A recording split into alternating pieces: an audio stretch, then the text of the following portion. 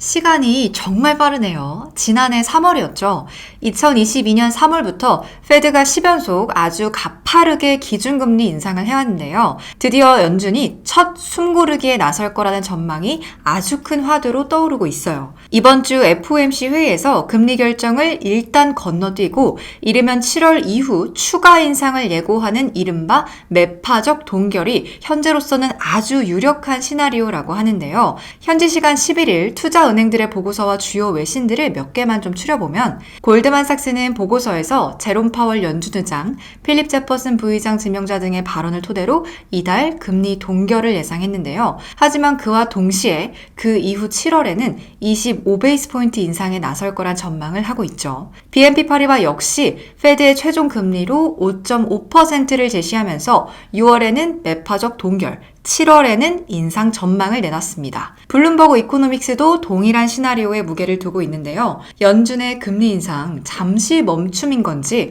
그렇다면 그 이후로 얼마나 더 올릴 생각인 건지, 아니면 혹시 드디어 멈춤인 것일지 오늘도 샤플스터 박문아님 아버지 모시고 얘기 나눠보도록 하겠습니다.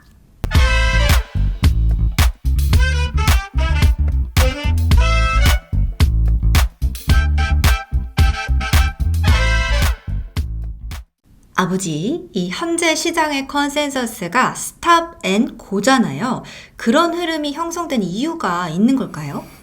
페드는 항상 불같이 논의를 하더라도 결국은 대부분의 의견이 만장일치로 결정이 되었었는데, 하지만 최근에는 페드 내에서 아주 극명하게 시장에 대한 의견이 두 가지로 갈려 있었잖아. 그쵸. 먼저 통화 긴축을 선호하는 매파는 인플레이션이 좀처럼 떨어지지도 않고 있고, 또 노동시장의 과열을 우려해서 추가 인상을 이어가야 한다는 입장이었고, 또 반면에 인상 행보를 멈추고 이제는 좀 누적된 정책 여파를 확인할 시기가 됐다. 뭐 그런 반대 입장도 만만치가 않았죠. 그렇지. 그 양쪽 의견 모두 무시될 수 없는 거잖아. 딱 반반이니까. 그렇다면 타협점이 필요하겠지. 네. 우선 이달 통화정책 결정은 건너뛰고 파월 의장의 매파적인 기자회견 등을 통해서 다음 달 인상 여지를 열어두는 방식을 택할 거다라는 그런 전망이 바로 그런 이유 때문에 나오게 된 거야. 그러니까 양쪽 의견을 모두 무시할 수는 없으니까 일단은 스탑한 후에 다시 고할 수밖에 없는 그런 방식을 택했을 거다. 그렇지.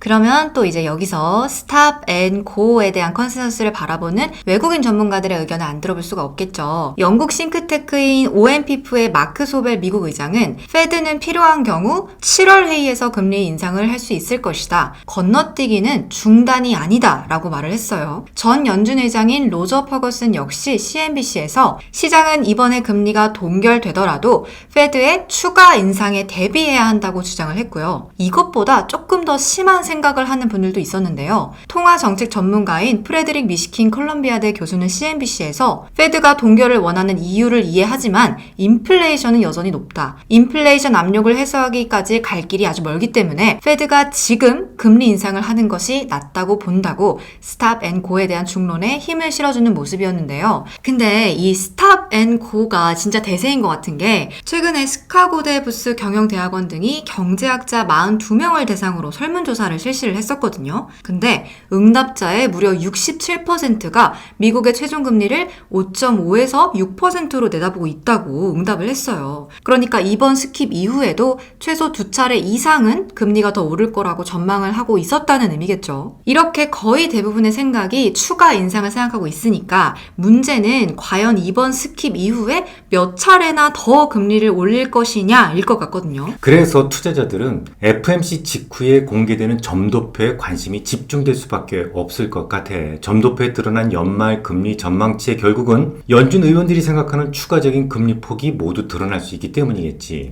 이 방송이 나갈 때쯤이면 아마 5월 소비자 물가지수가 이미 발표되어 있거나 아니면 발표되기 직전쯤 되어 있을 것 같은데요. CPI가 지난 4월에 전년 동기 대비 4.9%를 기록을 했어요. 뭐 당연하겠지만 발표되는 CPI가 이 시장에 꽤 유력적으로 작용을 할 수도 있겠네요. 그럼 뭐 금리 결정 직전에 막판 변수가 될 수도 있는 뭐 그런 식의 물론 그렇기는 하겠지만 아주 심각하게 시장 예상치를 벗어나지만 않는다면 이미 소비자 물가가 시장에 영향을 미치는 부분은 제한적일 것이다 라고 생각을 해. 예를 들어서 소비자 물가가 긍정적으로 나온들 2%대의 물가를 보기 전에는 연준의 매파적 발언의 수위는 낮아지지 않는다는 것을 시장은 다 알고 있어. 또 그렇죠. 다소 나쁘게 나온다고 하더라도 이미 시장의 컨센서스가 매파적 동결이기 때문에 크게 영향을 미치지는 못할 거야. 예상치를 벗어나지 않는다면 좀 제한적일 거다. 크게 벗어나지만 않는다면. 그러면은 이제 아버지 생각을 또 여쭤보지 않을 수가 없는데 아무튼 간에 다들 이번 동결 이후에 대다수의 전문가들이 추가적인 금리 인상이 있을 거라고 생각을 하고 있잖아요. 네. 그러면은 이제 아버지 생각은 어떠십니까? 아빠 생각은 여전히 똑같지. 금리 인상은 이미 거의 끝나지 않았나라고 생각을 하거든. 다른 전문가들 의견이랑 완전히 다른 의견인데 그렇게 생각을 하시는 특별한 이유가 있을까요? 대부분의 전문가와 싱크탱크가 스텝 앤 고를 외치고 있어서 매우 좀 조심스럽긴 한데 터미널 금리가 5.25%라고 생각한 이유는 실업률 때문이야. 남쪽 국경이 열린 상황에서 앞으로 실업률은 서서히 오르게 될 것이다 라는 말을 오래전부터 해왔었잖아. 실제로 5월 초 타이틀 42가 해제된 직후에 실업률은 0.3%포인트나 상승했어. 그 부분에 대해서는 이미 입증이 되었다고 생각을 해. 여기에 더해서 임금 상승률 역시 둔화되고 있잖아. 맞아요. 우리 방송에서도 여러 번 말씀을 드렸었는데 순수하게 구직을 원하는 사람들이 많아지면 실업률이 오르게 된다는 말씀을 드렸었죠. 특히 이 남쪽 국경이 열리면서 유입이 되는 사람들은 목적 자체가 굉장히 분명한 사람들이잖아요. 취직을 하고 싶으니까 국경을 넘어서 들어오려고 하는 사람들이죠. 바로 그게 포인트야, 이수야. 그 사람들은 백수를 목적으로 들어오는 사람들이 아니거든. 일자리를 구하러 월경하는 사람들이라는 점에서 실업률이 상승할 수 있었던 거야. 실제로 이번에 구직자 통계를 보면 핵심 연령층인 16세에서 24세 등 그리고 55세 이상을 제외한 계층을 중심으로 구직자가 증가했거든. 이 돈 벌려고 국경을 넘는 사람들의 나이대가 주로 30, 40대가 많기 때문에 그런 결과가 나온 거야. 그러니까 고용에서 숫자가 커지는 것도 결국은 이 남쪽 국경이랑 관련이 있었겠죠. 전월에 비해서 33만 9천 명이나 증가하면서 예상치를 크게 상회를 했는데요. 의료 서비스에서 7만 5천 명 정도가 늘었고 레저 관광 부문에서 4만 8천 명 정도 등등 이번에도 저임금의 서비스업이 고용시장의 강세를 주도했다는 점이 분명해 보이죠. 아무튼 신규 고용자 수치가 크게 증가하면서도 실업률이 높아진 이유가 깔끔하게 이걸로 설명이 되네요. 그죠? 그렇지. 남쪽 국경은 열렸고 정말 많은 사람들이 취업을 위해서 막 몰려오고 있지만 국경을 넘어서 들어온다고 해서 모든 사람들이 100% 취업에 성공할 수 있는 게 아니니까 실업률이 오히려 상승할 수밖에 없던 거죠. 그렇지. 이미 남쪽 국경이 열렸기 때문에 실업률이 오르고 고용자 수가 많아지는 것은 수개월을 두고 계속 진행될 가능성이 높아. 또 저임금 노동자의 공급이 많아지면서 임금 상승률도 둔화될 거야. 이번 고용 동향을 보면 시간당 평균 임금이 전월 대비 0.3% 상승했었지. 전년 동기 대비로는 4.3% 상승했어.